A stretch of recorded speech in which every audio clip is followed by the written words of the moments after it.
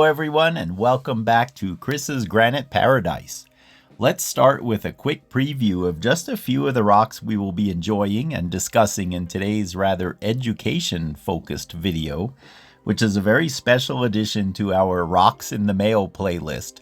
And being that we just finished a couple of videos about the flat rocks from the Yellowstone River, where we discussed some unique ways that rocks are deposited based on shape and size, today we get to explore some amazing conglomerates, or puddingstones as many people call them, which are formed, after all, from river and beach environments.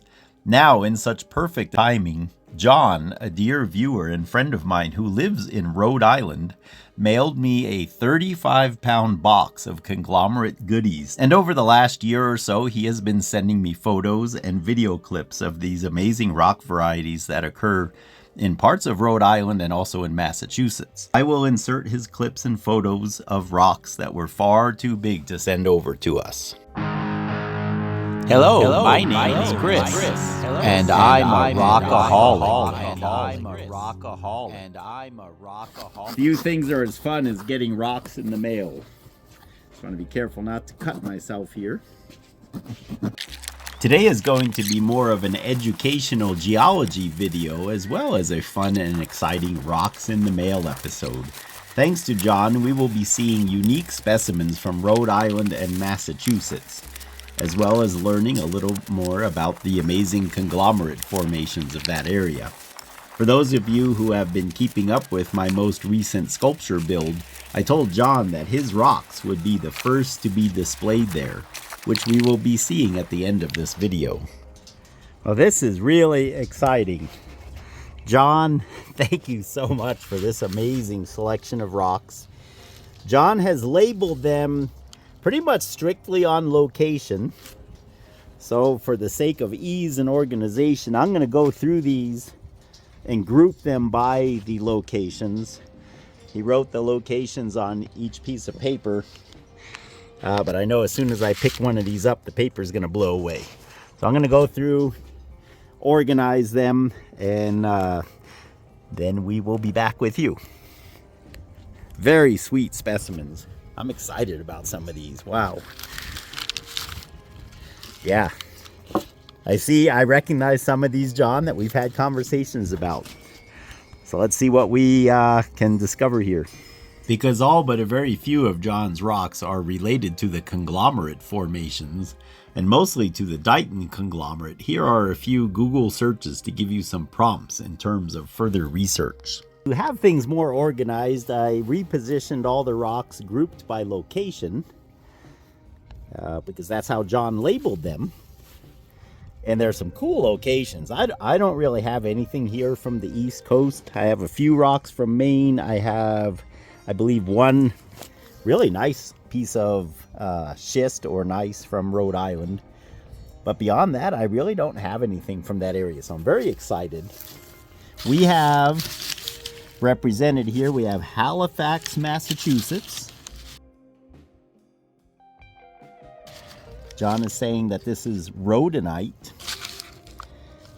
And I don't know by looking at the rock whether it's rhodonite or not. We'll look at it wet here in a minute. I want to go over the locations. Here we have Tiverton, Rhode Island. And we've been talking extensively about the Dighton Conglomerate. That's why he wrote Dighton here. And these are either most likely clasts eroding out of the Dighton, or any number of other conglomerates that are found in Rhode Island. Evidently there's a lot of conglomerate over there. Some really nice exposures, which I'll go into later. So these are most likely clasts. If you guys remember in the videos I did from San Diego, which by the way is right behind me, this is part of my display from the beaches of San Diego. Well, all these rocks also are eroding out of conglomerates.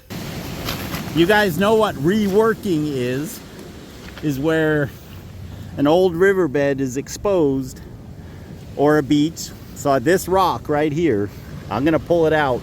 It has been sitting here for who knows how long. and it's gonna fall down onto this beach and resume its journey.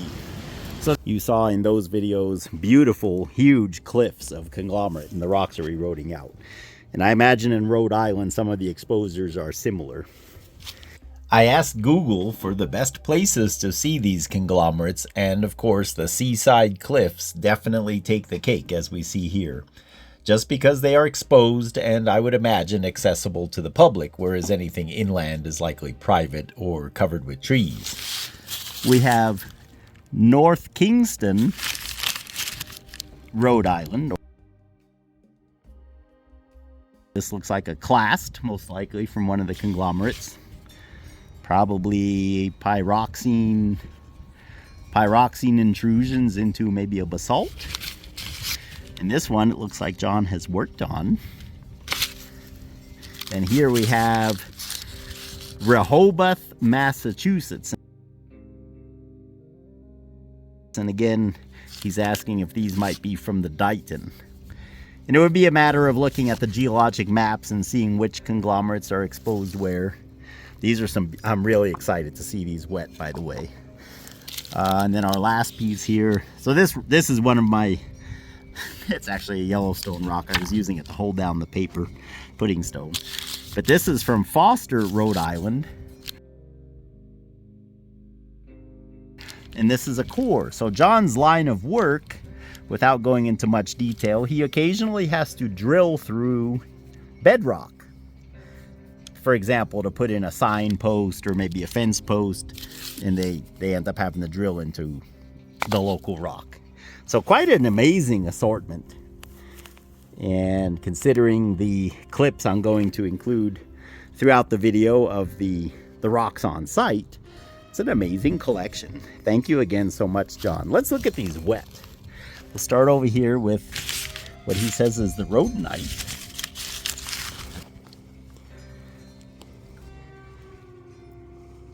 Could be rhodonite. I don't think it's pink enough. But John, you'll have to clarify if you actually got this from a mine or where you got it. To me, it looks like basalt or rhyolite. Structurally, I do see some similarities with the rhodonite. Nice colorations there, though. Okay, now let's go to Tiverton, Rhode Island, and the Dighton Conglomerate. These look like different clasts. First glance, this looks like maybe an andesite because of the darker phenocrysts in what looks like an otherwise volcanic rock. Let's get it wet here. I would say this is definitely a clast rather than a piece of conglomerate. So this is just one of the rocks popping out of the conglomerate. And I'm still going to say it's an andesite. Again, just quick visual observation here.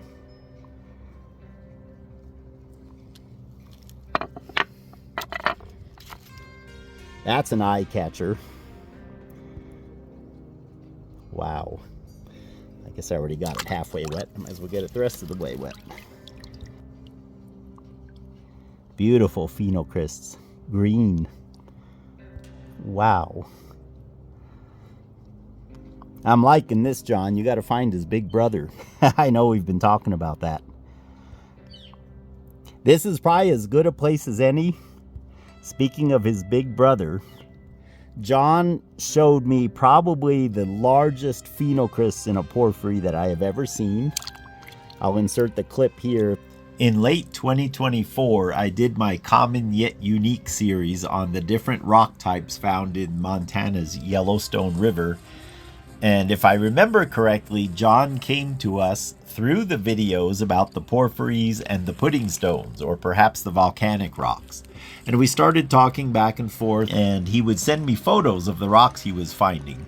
We would celebrate his finds and try to figure out what they were and compare them to rocks that I have around here and so forth. But amongst the conglomerates and other finds, one rock really struck me when he sent me the photos and later the video clips. I think this porphyry came along even before I realized what a jackpot John was on in terms of conglomerate materials. He found it near Halifax, Massachusetts, and was able to get permission from the landowner, with a price of course, to own this specimen. And I am eagerly awaiting what he might do with it. But honestly, I think these are the biggest phenocrysts I have ever seen. Many are quite well formed tabular crystals. Along with the conglomerates, there are occurrences of glacial till in that area, including such larger boulders of materials that are from afar. And we believe that this is likely the origin of this beautiful porphyry. But back to this porphyry, it's just very attractive coloration. So I just talked with John right now, and this beauty is actually from Rehoboth, Massachusetts, not Tiverton, Rhode Island. So just a small correction here. Also from Tiverton, we have this clast. It almost looks like quartz. I see this, the light goes into it. It does penetrate. And on that fracture there, it looks like quartz. So that's going to be my guess on that one. I know what this is.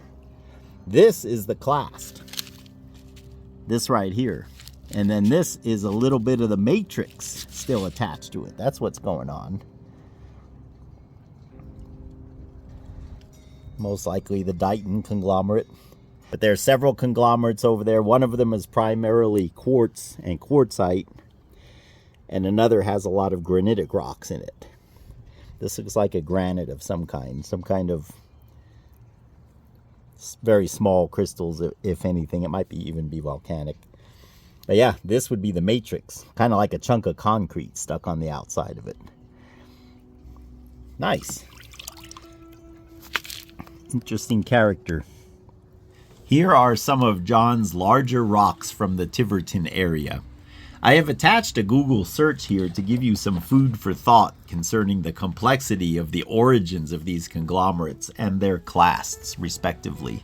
Suffice it to say that we should not be surprised by the colorful varieties and mixes we are seeing in these rocks. Also from Tiverton, we have this, again, looks like a conglomerate. You know, a couple of these almost remind me of flat pebble limestone or tempestite. If you look at the clasts in here, they all seem to be sedimentary in origin. Some of them, especially this right here, looks quite elongated. I just wonder if tempestites have been known to be found in your area, John. I've never been there, so I don't know. I'm just going by visual appearances here. What do you guys think? You see, like, this clast right here is soft and has eroded out more than the matrix. All the light colored clasts look like they're softer. They seem to be either a limestone or maybe a sandstone of sorts. What has me curious is this long formation right here, and it goes all the way through. Yeah, very interesting formation here. I want to show you guys a comparison with my tempestite or flat pebble limestone from Montana's Little Bighorn River and this spectacular specimen from near Cook City, Montana. But you can see how the clasts are elongated. Very similar formations to what we're looking at in this rock today. Coming to us all the way from Tiverton, Rhode Island. Okay, then moving along to North Kingston, Rhode Island. I actually just talked with John about this piece. I'm gonna get it wet. Oh wow, that is really cool. I'm guessing it's a volcanic breccia of some kind, but the whole thing is likely a clast coming out of the conglomerate. So I've said this I think in one of my San Diego videos, that one of my favorite things to find is a conglomerate within a conglomerate. And this is kind of like that. Again, it's 91 degrees, so things dry off really quick. And John sent me a photo of the chunk that this came from. He said it weighed 12 pounds. I'll insert that photo here for you. I read that some of the conglomerates contain volcanic materials, with certain layers being almost exclusively volcanic in content. This appears to be a brecciated basalt in a rhyolitic matrix. Okay, then also from North Kingston, I would say this is, it's a vein is what it looks like, with pyroxene, beautiful pyroxene, almost pegmatite, but not big enough to be a pegmatite, but the same kind of structure. When I see a deep basement rock such as this, I struggle to imagine the long journey from its original formation, then miles of uplift, and then erosion, incorporation into a gravelly conglomerate, and then eroded out again to be in my hand today. And I would say this is likely a clast eroding out of the conglomerate.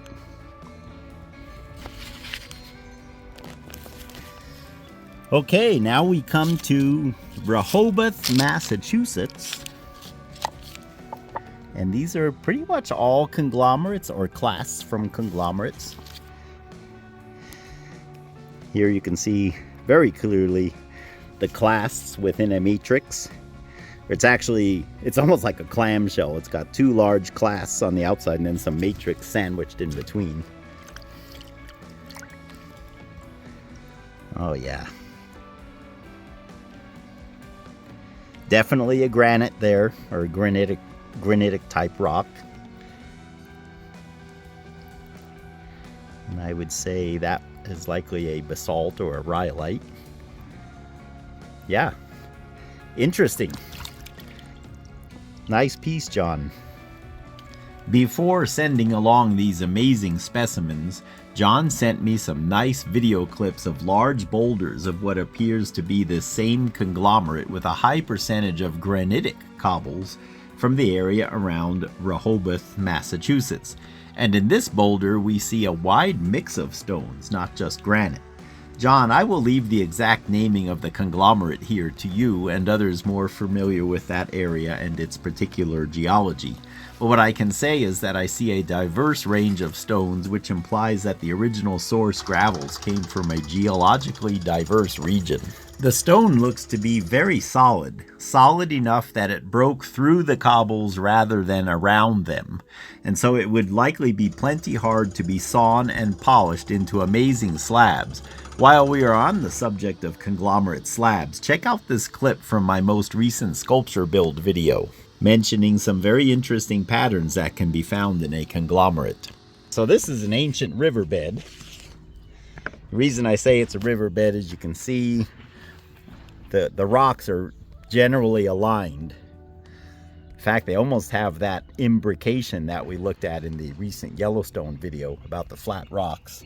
Those would be the Yellowstone River Flat Rock Jackpot videos, part 1 and 2. And I honestly believe that in this beautiful slab we are seeing both armoring, which is the upper circled area, and the imbrication, which is the lower circled area. They're kind of inclined this way. I might be reading much into it. But notice the stark boundary right here between where there's generally smaller gravel aligned in a certain direction, a few bigger pieces in there, and then suddenly it's all big and then with very fine sediment in between instead of the little tiny gravel. So something happened there back eons ago, and I need to make sure I leave at least some of this showing for posterity, because once the sculpture is built you won't see it. This will probably be covered up. But beautiful material. Okay, back to today's rocks. Conglomerates have always been one of my favorite. Okay, then this is likely a clast. When we say clast, we mean like a rock within the conglomerate, one of the pebbles. I'm going to take a photo of that. That's got an interesting pattern.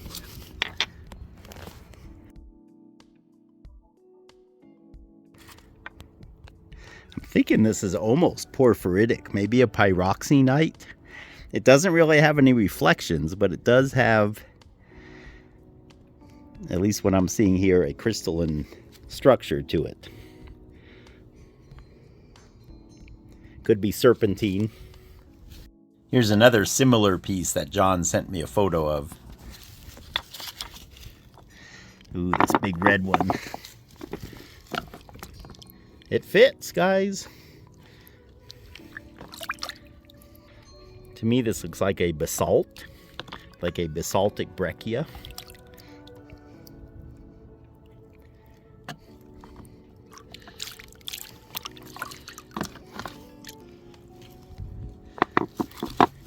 Water soaks into it, so it's somewhat porous, which again lends to the volcanic origin. And I read about some of the conglomerates in Rhode Island. They're interspersed with beds of more volcanic material, so evidently there was some volcanism going on back in the day. I would say this is definitely of volcanic origin as opposed to the conglomerate, because all the material seems to be volcanic, especially the matrix. Yeah, that's interesting. And I'm wondering, John, have you ever seen clasts in any of the conglomerates made of this material? Judging by the appearance and slight porosity, this piece, as well as John's larger reddish pieces we saw earlier in the clip from Tiverton, could well be originally from volcanic lahar deposits, solidified mud flows loaded with angular clasts of volcanic materials such as we are seeing here. Seeing this rock in John's box arouses my curiosity. I just wonder what the history is, and again, if that was a clast popping out of the conglomerate, or whether it's an actual layer intermixed with the conglomerates. It'd be interesting to know. Here's another lahar deposit from the same area. These are both from Crandall Creek in northeastern Wyoming. Northwest Wyoming, near Yellowstone Park. And here's the same material that subsequently fractured and was filled with agate veins. But if we spray them, one of the ways to tell the basalt from the lahar is the porosity. So if I spray these all with water, see, like this one is absorbing the water relatively quickly. And also I'll point out, since we've been talking about the clasts, notice that the clasts in this one are much softer than the matrix, and so they've eroded out. Petrified wood seems to be pretty hard because it's still intact. Anyway, just thought I'd show you guys these for comparison. Yeah, the water soaks into this one too quite readily. If you so choose, here are a couple of rabbit holes for you to go down regarding the identification of these apparently volcanic and brecciated rocks being from lava flows or lahar flow deposits. The appearances are similar, but there are key differences to note as you find them in the field. All right, let's get back to today's rocks from Rehoboth, Massachusetts. Take this down here in the shadow to get a good look at it. So what I'm seeing here, it's very interesting. This end is granite. You can definitely see the feldspars and other minerals there, and yet the rest of the rock is a fine-grained porphyritic material. I would say this is likely a clast that popped out of the conglomerate. Beautiful piece. Here's another beautiful conglomerate. And what's interesting about this is it's clearly a river-rounded cobble. Got some really nice colors to it. Notice how different the composition and coloring are here compared to the large boulder that we saw earlier that was also from Rehoboth. John sent me a video of this in indoor light. I mentioned earlier that these conglomerates appear to be very solid because in the broken faces on the large boulder we saw earlier, we saw that the break went through the clasts evenly rather than around them. This tells us that the matrix and the clasts are roughly of the same hardness. And since the clasts in that boulder were primarily granite, we can deduce that the boulder is as hard as granite overall. In a rounded cobble like what we are seeing here, when the clasts and the matrix are likewise similar, the overall surface will be smooth. If the clasts are harder, they will protrude and the matrix will be eaten away. Or if the matrix is harder, the clasts will appear to be sunken in. Here's an example of a couple of rocks where the clasts were completely eaten away by erosion, which means they were much softer, much more susceptible than the matrix. But I just wanted to point out how the matrix in this case is softer, and then the very hard basalt clasts are protruding. In this example, we can see that this is a river cobble, and you cannot feel where the clasts end and the matrix begins, which means it's all the same hardness. And that's what we look for in a conglomerate type rock if we want to cut and polish it. The ideal is that the whole thing be hard, and we don't want soft clasts and hard matrix or vice versa. And this one I did polish, and you can see both the clasts and the matrix took a very similar shine. In fact, I would say the shine is identical across the whole thing. So having seen John's large boulder with the clean surfaces and now this smooth cobble that John sent to us, I am curious to see if people have been working these conglomerates for slabs, ornaments, or other purposes. Let me know in the comments, because it seems that at least some of it is of very good quality for such uses. Very uniform, very nice. Conglomerate seems like a solid piece. This would probably polish quite well. I love the greens in it, the greens and yellows. If the Lord grants me another 400 years of life, maybe I'll come out and polish this one. It would be gorgeous. This is one of a couple of rocks in this batch that really has me stumped. I'm going to go with those famous words of my friend Adam from Oregon. Let's call it a multicolored mystery nodule. Serpentinite, perhaps? That's a hard one. A mystery nodule.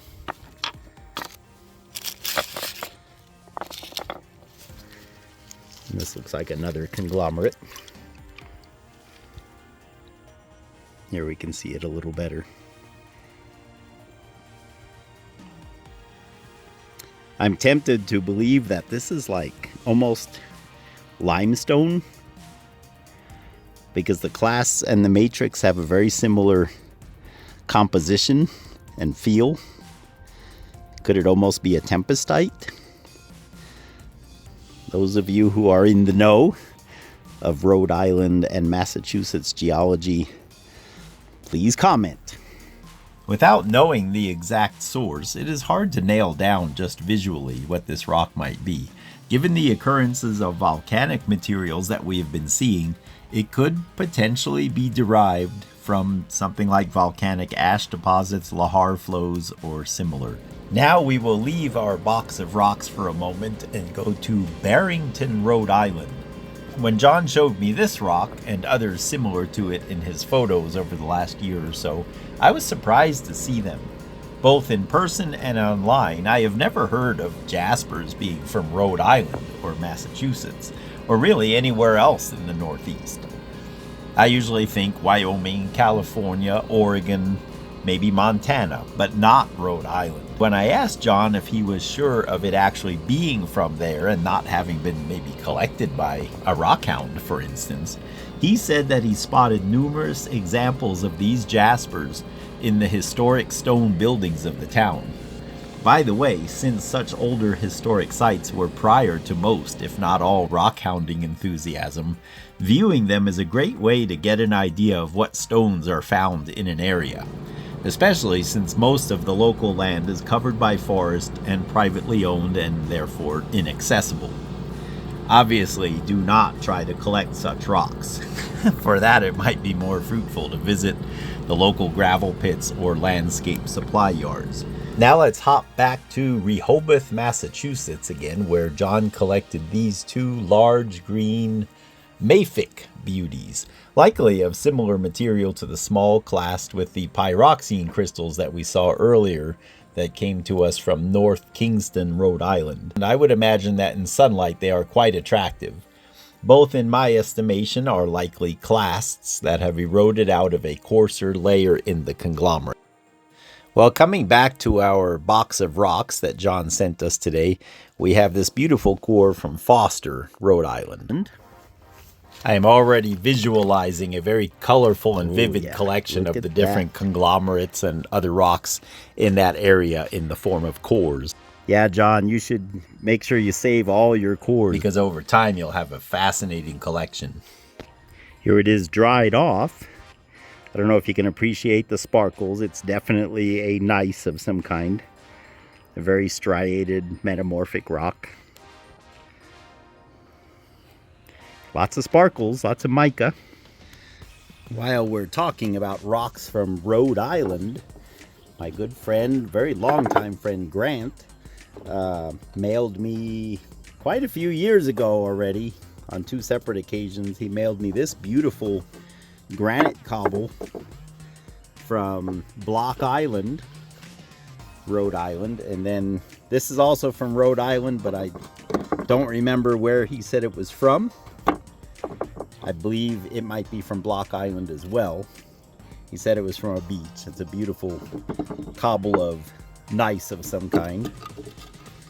Quite banded. It's almost a migmatite. If you can see the swirl pattern here. So, very nice stones. Let's get them wet. Everything looks better when it's wet.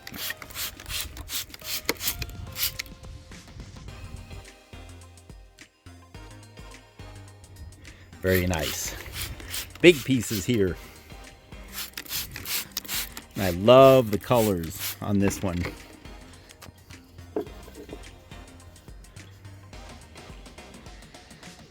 It's almost porphyritic. The overall granite is kind of this yellow color. I say granite, it could be a monzonite or any number of stone types. Let's just call it a granitoid. But it has these porphyritic phenocrysts of the pink feldspar all through it. I think that's why Grant picked it up.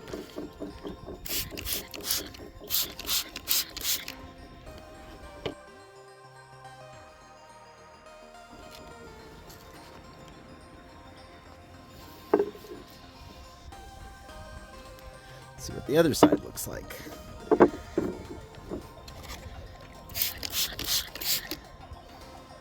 The other side, that's probably why I put the other side down. It doesn't have as much of the beautiful pink. Anyway, I told John, I was actually hoping, John, to put your rocks on my conglomerate shelf. This is the shelf I showed earlier in the video, but it's way too small. You can see not even half of your rocks that you sent will fit here. So I'm putting all my Rhode Island / Massachusetts rocks on the shelf below it. So I'll check back with you in a minute after I set up this display.